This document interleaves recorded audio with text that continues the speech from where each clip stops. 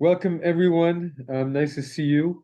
And we're coming now to the end of our whole series of studying about the rabbis, the first generation of rabbis after the destruction of the temple, who changed Judaism from a temple-based religion, from a sacrifice-based religion, and we're dealing with unbelievable stress of exile and persecution and destruction of a temple, and created really the Judaism that we live today, 2,000 years later. And we've looked at some of the greatest masters and their stories and their teachings. And today I wanted to conclude with with a rabbi who has two of my favorite teachings in all of rabbinic literature, from Pirkei Avot, Rabbi Tarfon. And his stories are a little bit less uh,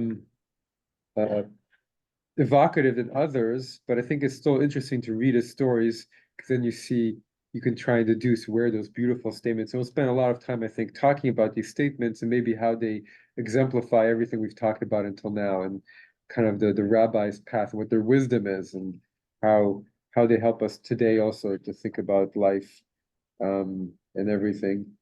And so Rabbi Tarfon, he was a rabbi who lived right after the destruction of the temple and up into the Bar Kokhba revolt. And he was, they say, a very wealthy man, and he very, very humble. And he came from a line of priests. Both his father and mother came from priests who served in the temple.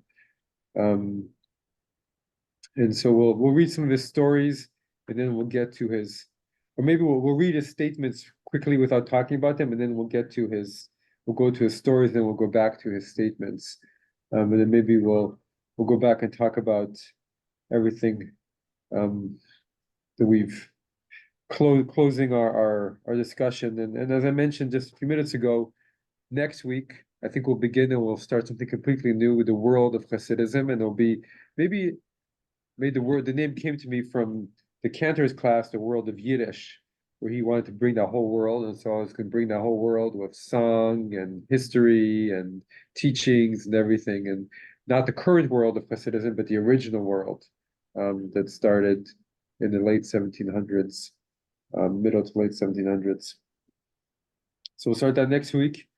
But for now, if you're online, please open up the source sheet, and Alan can start us off with Pirkei Avot, Rabbi Tarfon. Okay, I just wanted to say, Yeah, the only thing I know about Rabbi Tarfon is from the Seder. right. He's one of the four rabbis who Right. stays up all night with. Okay, Rabbi Tarfon said, "The day is short and the work is much, and the workers are lazy, and the reward is great, and the master of the house is pressing." He used to say, "It is not your responsibility to finish the work, but neither are you free to desist from it. If you have learned much Torah, your reward will be much, and the master of your work is trustworthy to pay you the wage for your activity.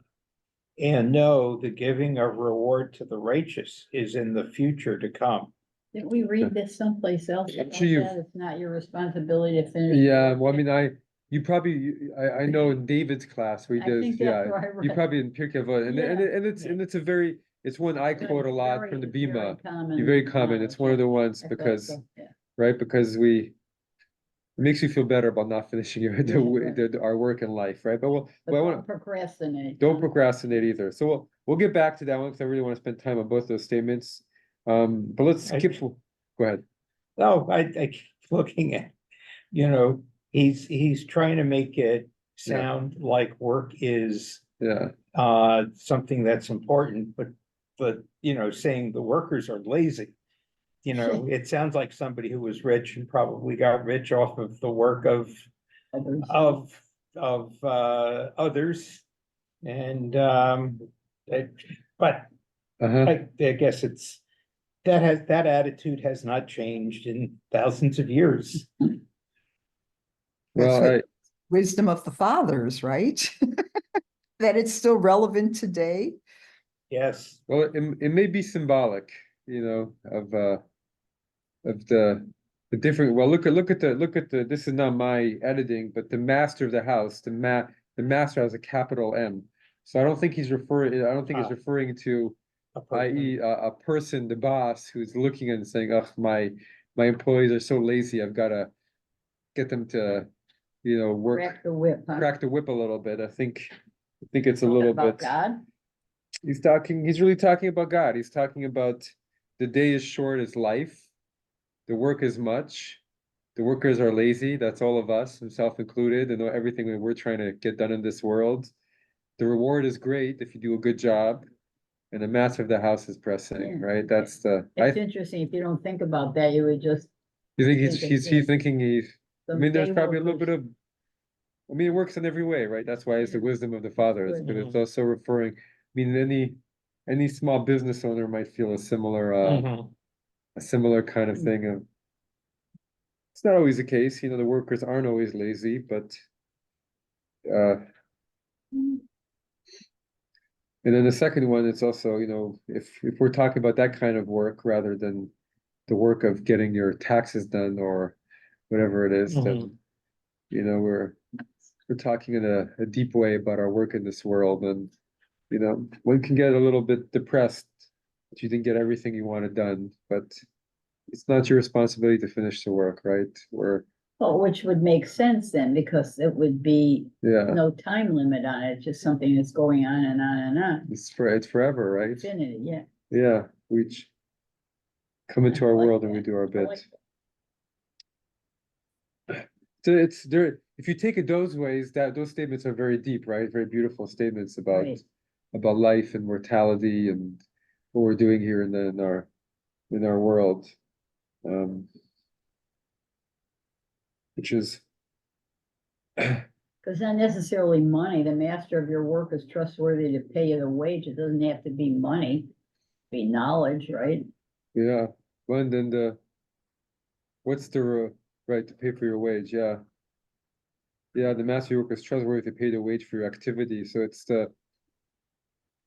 what's the activity? I mean, this is what the rabbis innovated, right? The rabbis, before the rabbis, there wasn't such a strong sense of what happens after you die, right? In the Bible, it was you go to Sheol, which was just some kind of underworld. But around this time, they really felt that, if you do a good job in this life, you go to a good place, and if you don't do as good a job, you may not go to as good a place. So the reward is, when you work hard in this life, then whatever happens afterwards, you reap some of the benefits. And that's responding to the fact that a lot of people work hard in this life on good things, and they don't always reap the benefit in this life. So he's saying it's actually right, the master of your work is trustworthy, right? If you might think that nobody sees the good deed that you do that nobody else sees, but somebody's watching, right? And your there's an accounting that's being made, and you received a wage, and naturally we tend to be lazy about wanting to, maybe not everybody, but we all have areas in our work in this world we're lazy, whether it's helping others and being kind or working on our own self and trying to improve in our own self, because it's hard work and it's easy just to forget about it and not do anything. But he's saying the reward is great, and yeah, you'll get paid your wage eventually. And the master of the house is pressing. What do you get from that? The What what? the master of the house is pressing. What does it mean to be pressing as when your boss is pressing? Or Wants you to work, yeah, wants you to accomplish things. Has expectations. yeah. Expectations, and even pressing is actually a beautiful translation, being an English word, because it's pressing on you a little bit, right? So it's a very Jewish view of God, right? Some other, the Greek gods are kind of in their heavens, minding their own business, and you don't want to bothered them, but the Jewish God is kind of on your case a little bit. Well, yeah, and if you believe in God, you know that it's expected of you to do this. I don't know, how do you like the whole that whole symbolism of that first verse for our life in this, our work in this world, the image of it? You like it? Does it work for you? Yeah, I like it. I think it makes more sense than thinking some guy standing there with a stick beating, Over the So, employees in an actual house, that's right? right, This is yeah. more, I mean, when I was a little kid, my mother used to always say to me, just remember, God's watching. yeah. So, hey, I better be good if he's really watching me. It's the master of the house is pressing, or master of the house Yeah. is watching is Yeah. the same. Knows what you're doing. You know, this is called sayings of the fathers, but it kind of reminds me of my Jewish grandmother standing over me. Have you finished have you finished cleaning your room yet? Have you finished your laundry yet? Always pressing, pressing, pressing. Pressing, right, that's good. Well, saying there's a purpose, right? You know, life is we say these days, life is a school, right? So your teacher expects you to learn something, or Right, and pressing. somebody else could have read this and just passed over it. Yeah, that's good. Could we I mean, try? do you agree? Go ahead, Phil. Oh, thank you. I just want to make it clear, at least in my mind, the work he's talking about here Yeah. is the study of Torah, is it not? Isn't that what he's talking about? Taking both together. It's a really good question. It's in my mind too, which is, and it's the reason why the second half of verse 16 isn't quoted as often, because it's it's nicer wisdom when you think of it in a broader way, right? It hits the buttons for us as moderns better, but it does seem to say that but if you look, I wasn't going to read actually the second source, but let's read it because we'll see what part of his thinking also. Phil, if you don't mind reading Kiddushin 40b. Sure, I'm happy to. In connection to the Mishnah's statement about the importance of Torah study, Go ahead. am I inaudible? I can raise my. No, we can hear you fine. Oh, okay, thank you. The Gemara relates the following incident, and there already was an incident in which Rabbi Tarfon and the elders were reclining in the loft of the house of Nitzah in Lod, when this question was asked of them: is study greater or is action greater? Rabbi Tarfon answered and said, action is greater. Rabbi Akiva answered and said, study is greater. Everyone answered and said, study is greater, but not as an independent value. Rather, it is greater as study leads to action.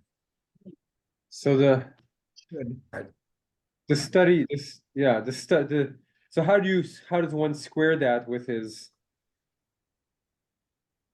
making study the work? Does this come after? I mean, the rabbis sometimes have all these kind of grand statements about Torah study or mitzvot, and the Talmud says Torah study is greater than all other mitzvahs put together, and it says, well, charity is greater than all other mitzvahs put together, and then it says, so it makes these hyperbolic statements every now and then. But let's go back to the one above there. I don't know, Phil, what's your sense? If you have learned much Torah, your reward will be great, and the master of your work is trustworthy to pay you the wage for your activity. And know the giving of reward of the righteous is in the future to come. So is the work studying Torah, or is it broader, or is it? That was really that's really my question. I'm looking at the phrase here, and I don't have the original text here, and even if I did, I don't think I would understand this phrase, independent value.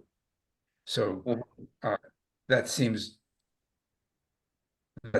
like somebody hasn't done some interpreting there. Not by itself, yeah.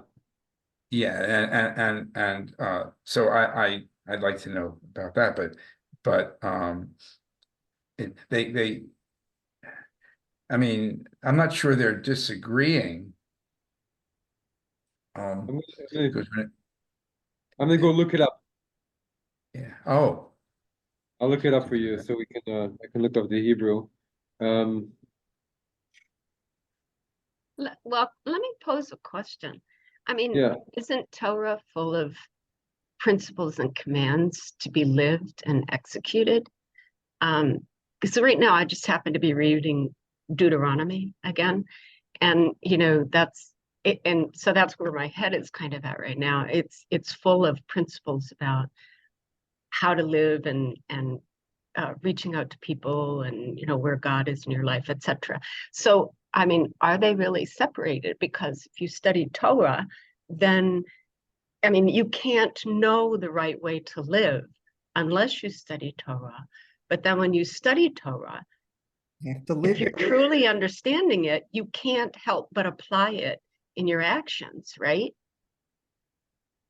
I think it's probably what they're saying in that Kedushin, that the don't separate them too much, which is something that I mean, it's complicated because obviously you read the Torah, you see that, but there is this 2,000-year-old Jewish custom of study, right? What do Jewish people do who are very religious? They go to yeshiva and they sometimes study for 10 years all day long, right? Or this is, after they've already studied until age 18, or so they study for all these years. And they study, and of course, they're trying to fulfill all the other mitzvot, but they're spending the bulk of their time studying. They're not spending the bulk of their time going out in the world and, I don't know, doing charity, or they're not spending the bulk of their time looking for other mitzvot to fulfill. So, Well, but if you see everyone as having something to contribute to the overall, body of people, then everybody has a role to play. So, and I've kind of realized that in my own life. There are many good deeds to do in this world, and it kind of goes back to the first statement. I just don't have the time, energy. I mean, it would not be possible for me to do all the good deeds in the world. So my role is probably to do good deeds, like focus on this, that, or the other thing. And there are people whose good deeds and roles are to enlighten other people so that as a whole, the people, the body, can live out what God wants them to live, right? I love I don't know if I'm making sense. no, you Um, really do. you I are. love that, and I think it really makes good sense. And even if you want to look at it from a universalistic method, you could say maybe even if all of humanity and the universe, God's plan for humanity, that all of the different peoples, we all fulfill something different that needs to be fulfilled for our world, and doing our best to do that. I think just picking up on what Diane said, I wonder when the line gets crossed where learning the mitzvot and telling other people about them goes from trying to help them to be good to making it mandatory and denigrating them for not doing what is called upon, which I think is a danger that we see all the time. Yeah. Well, it's also the danger. I mean, there's a whole other conversation, but there's a danger in Torah study, and in my mind, at least, in specific, Talmud study as your main thing, and in even a life of extreme observance where you're worshiping the system and the book more than you're worshiping God through what you're trying to do. And I often find the halakhic systems become so all consuming, and that people who are very, very observant sometimes, it's one of the reasons I'm a conservative rabbi. I think that conservative Judaism gives you the opportunity to still traditional. So you have your traditions and you try and find your meaning and connect to God through doing them. but you're not worshiping the system of, and Right, becoming and super thinking the anxious. outside stuff isn't good. Yeah, I think outside stuff isn't good, and thinking, well, if I'm spending my entire day thinking, how can I not infringe the system, which makes the system the object of your worship and not God, which is the reason the system's there in the first place. I think the system is actually a beautiful system, but it's become over thousands of years kind of ossified, and to do it at the level that the ultra Orthodox do. I mean, there is a beauty to if for those people who are truly doing it, giving over their life to God and saying, the halakha is telling me which shoelace to tie first, so I can spend my whole day thinking about God. But if instead it's just making you anxious all day long about, are you fulfilling the halakha and how to work every unexpected situation into your halakha, then to me, the system becomes the object of your worship instead of God being the object of your worship. They would, I'm sure, disagree with me about that, but we have our danger, but we also have a danger in our system, which is when you stop seeing it as mandatory, then it's very easy to not do it. And so, we're living in we each live with the positives and negatives of how we do it. And in the reform world, they don't have any sense of the tradition being mandatory or of being a weight on their shoulders. So they end up really doing whatever they want, and then that ends up being often even less, right? In terms of, my personal feeling is I think the conservative way is a good balance for modern people, and has the potential, but I'm still waiting for a movement to really take it to the next level where it's really bringing serious meaning and depth to people's lives. But I think it has that potential because it mixes both. But so we go back to the question of, well, what is the work, right? What is the work? So, I mean, Torah itself is a very broad thing. So if you bring what Diane was saying, we're saying if you have learned Torah much, if you have learned, much wisdom, and you've learned a way to live in a way that's wise, that's the work, right? Not to just live your life, not thinking about how you live, but trying to study and do and think about it. I don't know. Anybody else? How are you interpreting work in this whole context? Anybody have a different thought?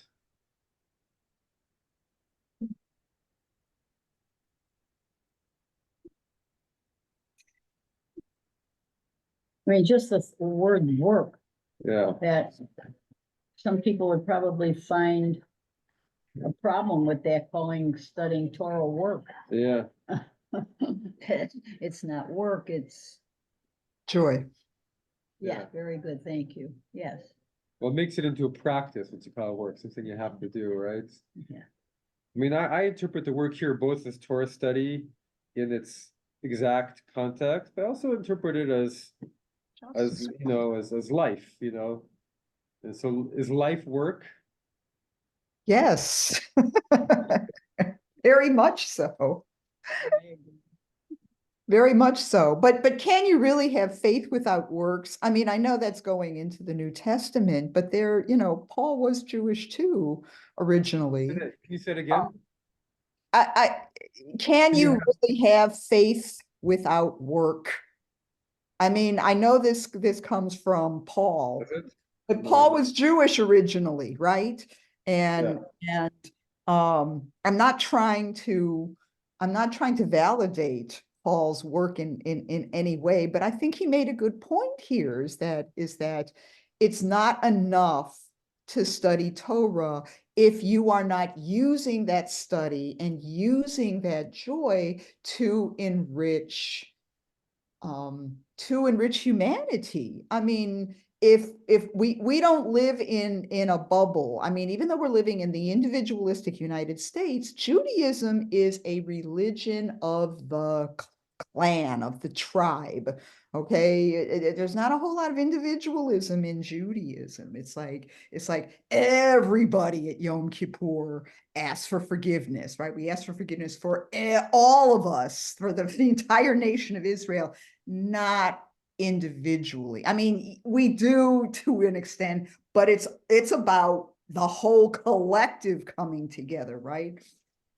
So can you have faith without works? I mean, if you are truly involved with the meaning of Torah and its lessons, what I find as an individual over and over again is that we are meant to treat our neighbors as ourselves, right? And if we're not living in that way toward tikkun olam, toward social justice, are we really fulfilling Torah?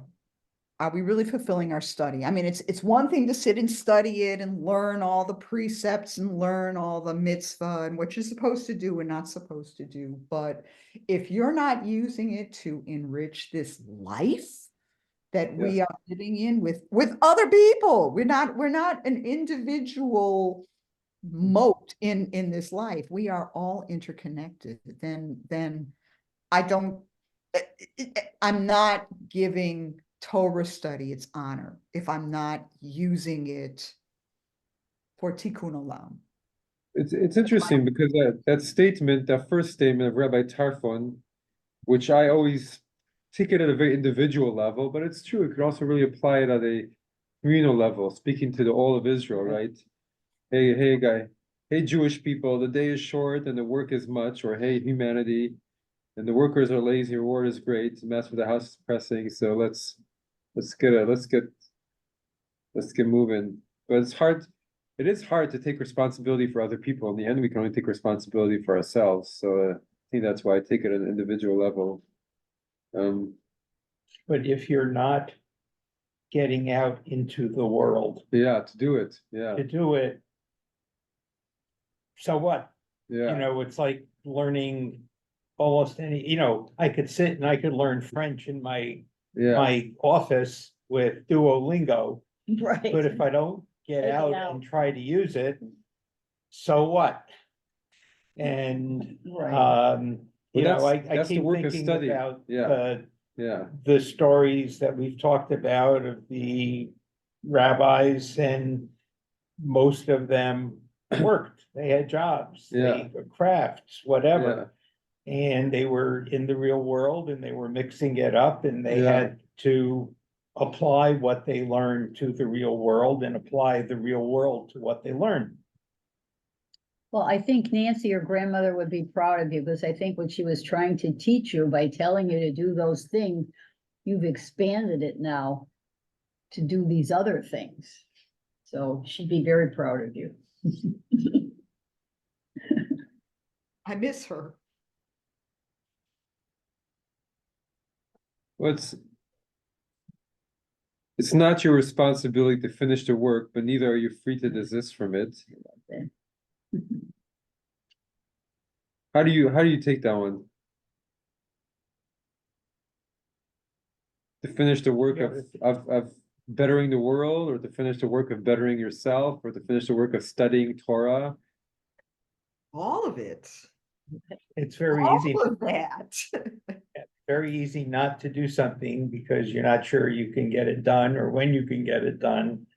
And so it's very easy to say, I'm not gonna do it, I'll right? leave it aside. I mean, I've got a whole I'll do it bunch of tomorrow. chores and Yeah, I'll do it things. tomorrow, right? Yeah. And then tomorrow never comes. Well, even Yeah, in the context of what we were talking about, Tikkun Olam, what it makes me think of is being in India. You walk out and there's, thousands of people who are all dirt poor, of nothing. And you think like, I'm gonna give a little bit of something to one person. I mean, there's like 10,000 people here in this one street, Who and there's need, like who who need. need. So why should I even give? Like it's just a drop in the bucket, like what's the point? So there's, you do. There are rich people in Nepal, though. Did they give? And then India, You they too. don't have a strong, I don't know, I hope so. They don't have a strong social, one of the things our Conscience? religion has is we have a very strong social conscience and sense of, Yeah, a lady told me yesterday that I met her daughter, she's Puerto Rican, is marrying a guy from Nepal. oh, really? Yeah, but they came here with money. Okay, yeah. I mean, there's definitely wealthy people Yeah. there. Well, yeah, but When the I rich was here. Same thing for India, okay? If they are of means, those are the ones that leave. right? Those are the ones that emigrate to Canada and to the United States and to other Right. places. I'm sorry, Diane, I interrupted you. No, no, not at all. No worries. Yeah, that was when I was in college, I heard this story and I don't remember the details, so but it was about, because you're in college, you need this whole social justice thing, you know how college students are, save the world, that sort of thing. And it can be kind of overwhelming. And I heard this story about this one of the first doctors who had gone to, I think it was Hiroshima after the bomb was dropped, and the devastation that he saw there. And he was just overwhelmed. Like, how can I help all of these people? Because there was such suffering and there were so many people. And then he realized he just had to refocus his mind to whoever was nearest him and focus on that person and then go on to the next one. And that's kind of how I take this statement, because it's a profound statement that kind of affected me in my life at the time, because I realized that you can't complete all of it. Nobody can do all of this, but you can do what's in front of you and you can contribute. And that's how I take that statement, is that you can't desist from doing the work, even though you can't complete it, but it's your job and your role to contribute to the work and do what you can.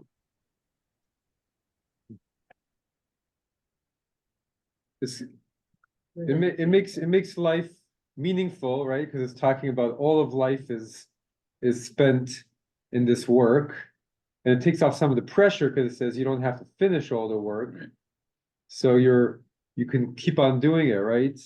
So it takes off the pressure. It makes life meaningful, but it takes off the pressure of thinking that it's never ending. And Yeah, her example was Yeah, really good yeah. because that guy could have just said, I can't do What this, I and walked can't. away. yeah, we each have we each do our best in that way. Right. Let's move ahead, and we can see if we Like this. resonates any better. Let's go down. You know what? I want to talk a little bit more. Sorry, I want to just finish the second half. If you've learned much Torah, your reward will be much. The master of your work is trustworthy to pay you the wage for your activity. You know the giving of reward to the righteous is in the future to come. Why all this focus on rewards?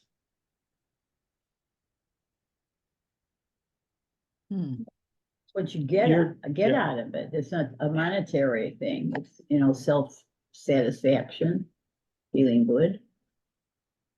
It's human nature. You're not going to do things if you don't You get don't get some something. reward, whether it's no reward or punishment. You're not going to do it if you don't get something positive back, Yeah, whether that's psychic or financial or whatever. yeah,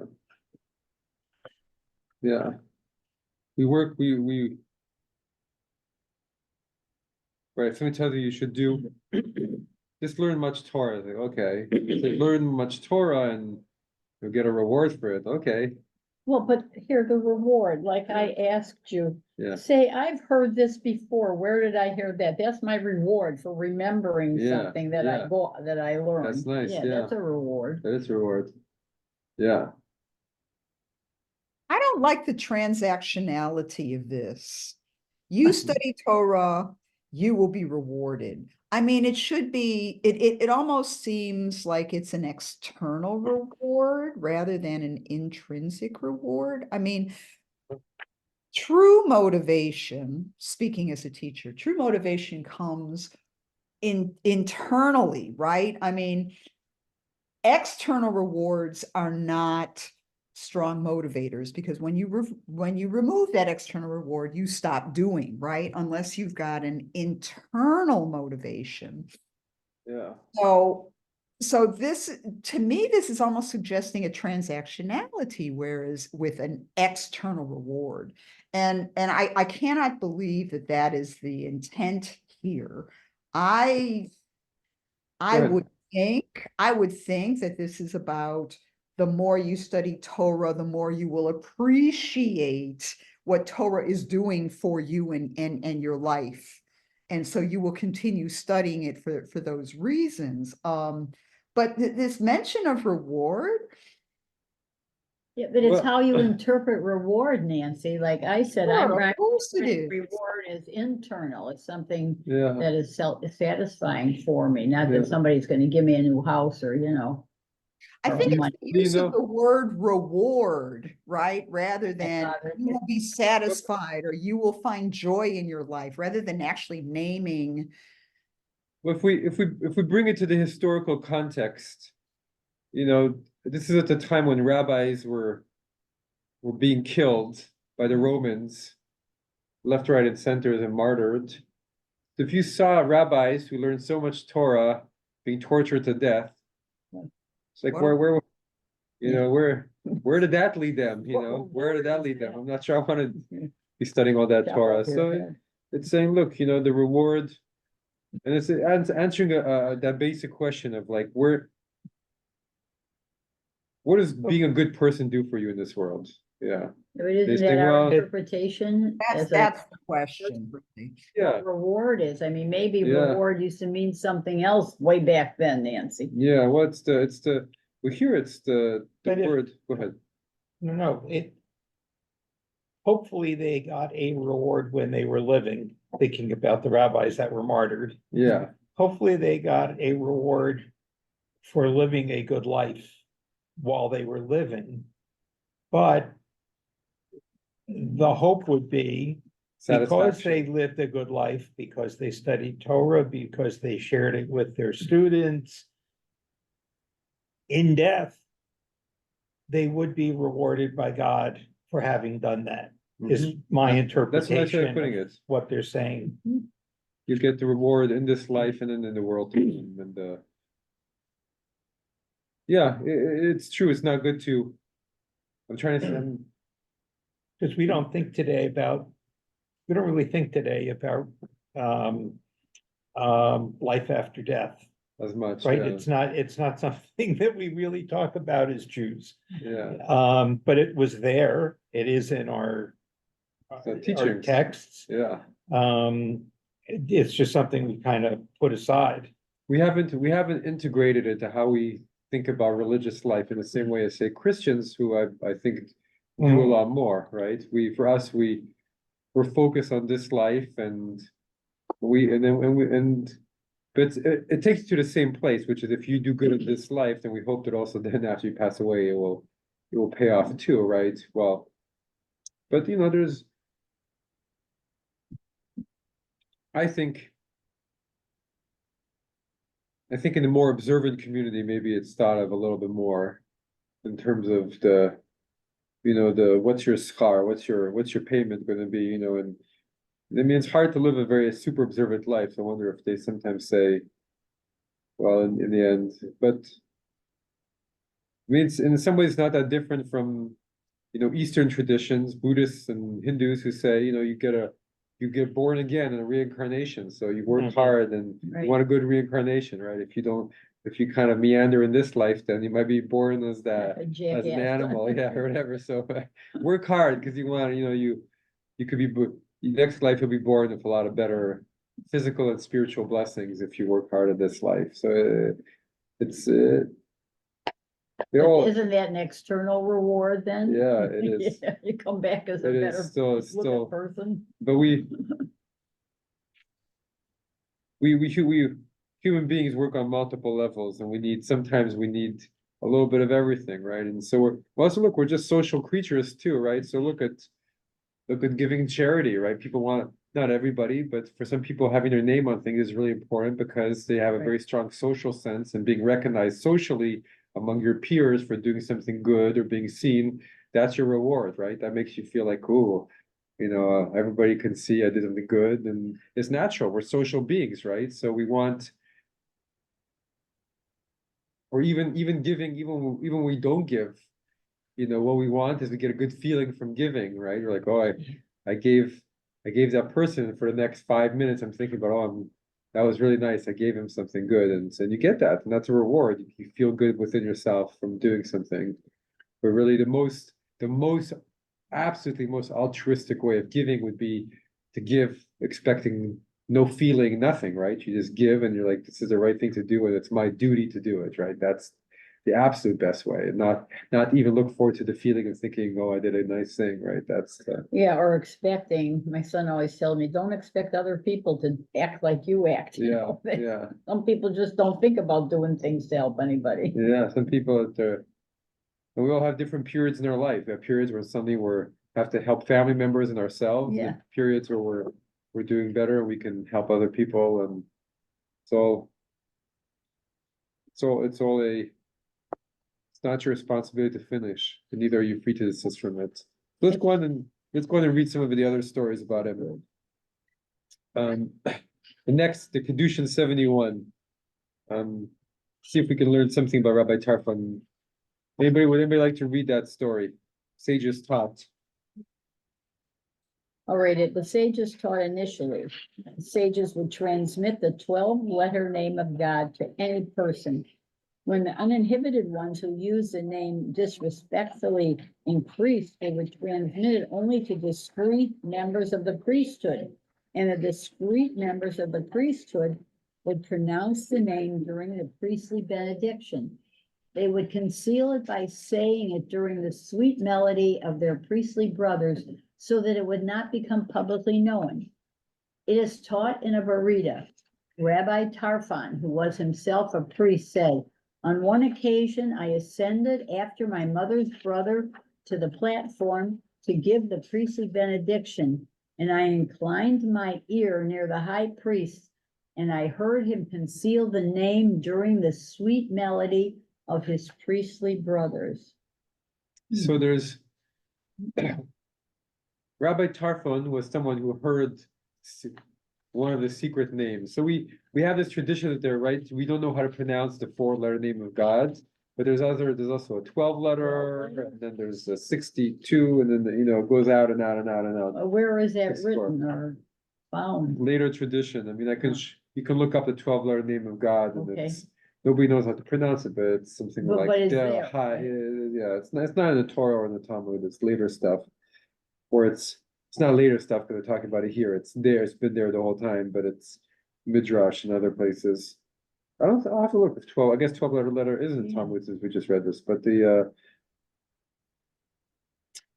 I like this story because it gives me a sense of Rabbi Tarfon as someone who has secret wisdom, right? Yeah, it's like a sense of what secrets, and so I like that because I find his wisdom that we read earlier so compelling. I'm like, he's someone who hears things, and not everybody hears. Now let's skip. Don't want to have time to read all of it. To the one, skip the next one and go to the one afterwards. Kedushin 31b. Norma, if you don't mind reading. Go ahead. Yeah, I can just go back. Yeah. I think I find it amusing yeah, that even then, yeah, just, not long after the destruction of the temple, yeah. that they were already using God's name in vain. All of God's names in vain. Hmm. It's not some new invention of modern man.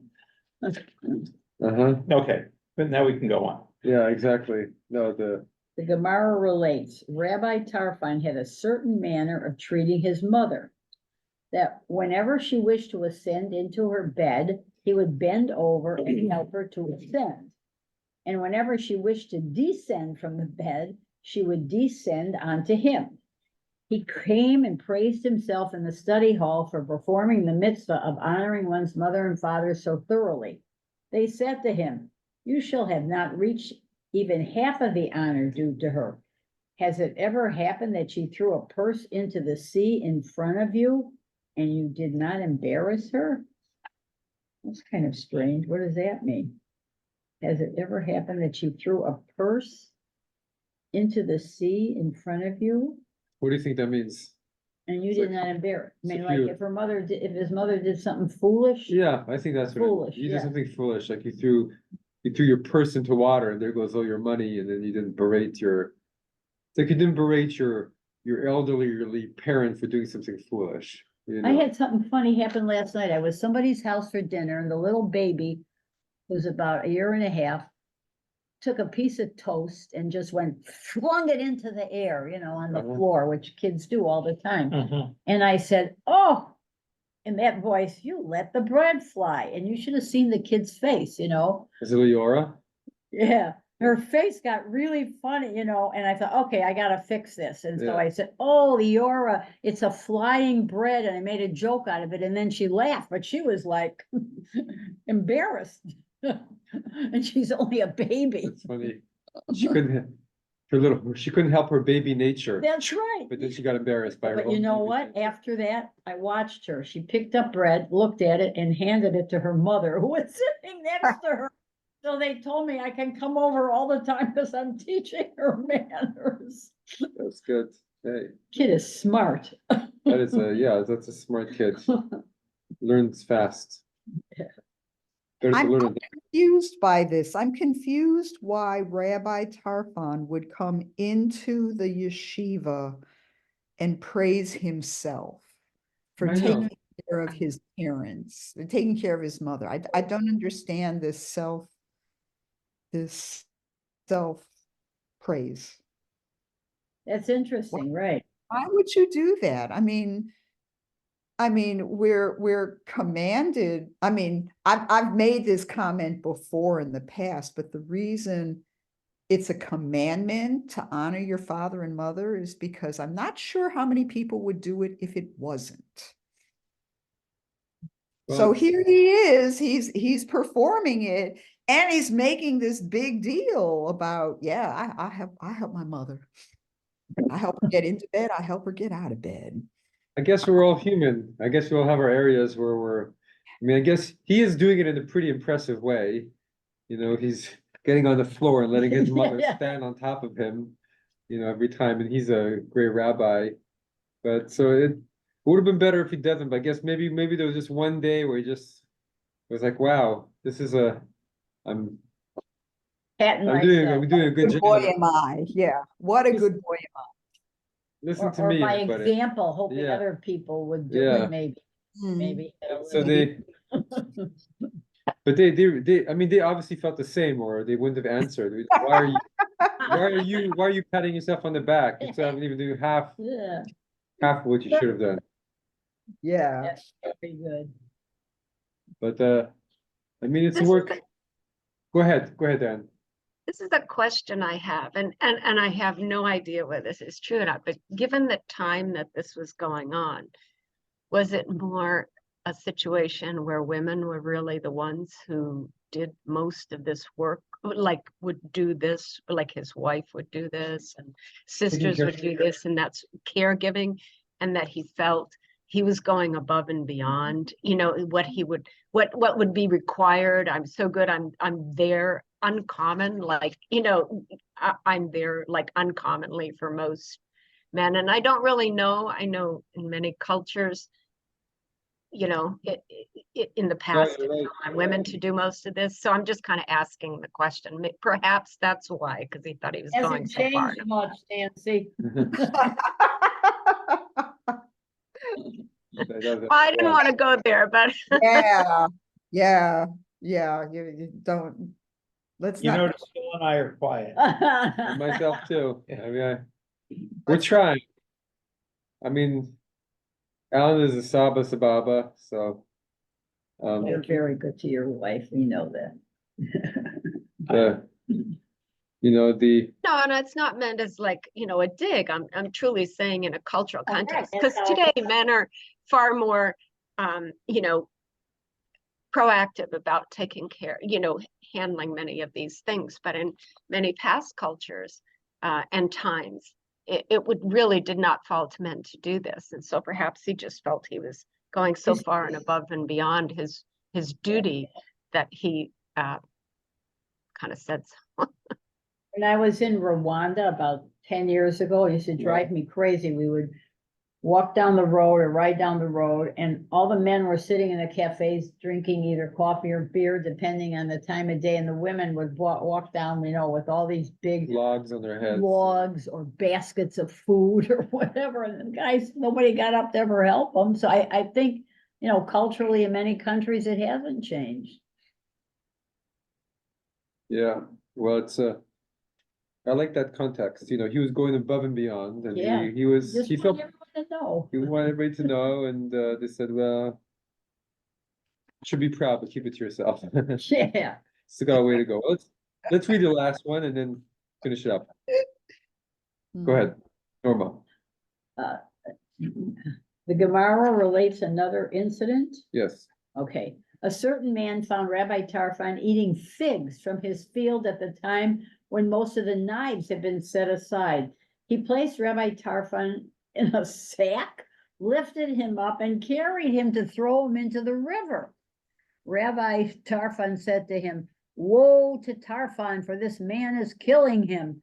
When that man heard that he was carrying the great Rabbi Tarfon, he left him and fled.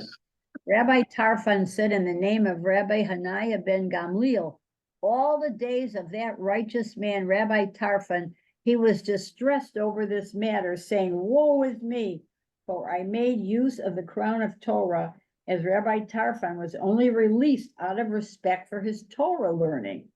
The Gemara returns to the incident involving Rabbi Tarfon, and in the case of Rabbi Tarfon, since he was eating during the time when most of the knives had been set aside, why did that man trouble him? The Gemara explains it was because someone had been stealing grapes from that man all year, and when he found Rabbi Tarfon, he thought, "This is the one who stole from me the entire year." The Gemara asks, if so, why did Rabbi Tarfon berate himself? Clearly, he was justified in saving himself. The Gemara answers, since Rabbi Tarfon was very wealthy, he should have sought to appease him with money in order to save himself, rather than relying on his status as a Torah scholar. Boy, you could discuss this forever. Yeah. Whoa. Well, the reason I like these stories is that, the rabbis in general, I think, came across as very human. They had their Yeah, their good points and their lacks, and they're not as bit larger than life as the prophets. And even, we talk about the patriarchs and matriarchs having their goods and bads, but the rabbis are even more human in their they're struggling with the system, and yet even out of being so human, they come up with these pearls of wisdom, right? The one we read earlier, the day is short. It's out of that humanity that they came out with this really powerful and beautiful way to live, which applies both to this world and the other world. And that statement, right? The day is short and the work is much. The work that applies to everything here and everything spiritual and everything physical. And, it's not your responsibility to finish the work, but neither are you free to desist from it. That also applies to everything. And so their wisdom came out of being kind of, I wouldn't say regular people, but they feel a lot more like us than the prophets and prophetesses and matriarchs and patriarchs did in many ways. And they were human beings, and they sometimes they got told off by their peers, and they fought against each other, and they made mistakes. arrogant, and they then repented, and other people didn't accept their repentance, and the friends broke up their friendships, and it's like real. It all feels very real, but out of all of it, they built something really lasting and beautiful, which is what we're still living, a very humane religion that's really thinks about human beings and is realistic about who we are and how we live, and just wants us to live and try and do the best we can and live with purpose and meaning and with everything that we're doing. And it's Why couldn't you yeah. eat when the knives had been set aside? Is there some Oh. scrivening somewhere that you can't? I do read that? it in detail, but That's funny. I've actually forgotten this moment. But I think it's just saying the harvest was finished, basically. And so he wasn't supposed to do No, that. he should have, because the harvest was done, so he could have really eaten. So why was he? That's the question. Why was he? Yeah, why was he? If the harvest was basically done, why was he? So I don't know what And trouble. that is. Yeah, it's troubling, but he was troubled his whole life by this thing, but it wasn't a big deal. But just like all of us, right? We're all troubled by things our whole lives, and sometimes they're not that much. It's part of being sensitive human beings. These are all sensitive human beings doing their best, and we've been studying this now for, I think, over 6, 7, 8 months, maybe. But this guy is very interesting. These guys Rabbi interesting, Tarfon. yeah. So I don't know if you have a thought about what, I think we'll go on to the world of Hasidism. I'm not 100% sure. There's a part of me now would like to continue with more of these sages in the next generation, but today studying this, I'm like, oh, maybe I want to change it, but we'll see. I'll let everybody know. Thanks everyone. Thank you. And That was good. see you next time. Okay. Phil, looks like you're. Thank you. Thank you. Thank you Thanks, very much. Thank you all. You're welcome. It is very hot in here. Yeah, oh my gosh. Charles is not It's around. better than being cold. Poor Charles, they were telling him it's too hot, Too hot, too it's too cold. There's only one setting that's working. Jews are never happy. Yeah. Bye-bye. Bye. Bye. The guy once was told me, yeah, you Jewish people who complain about it.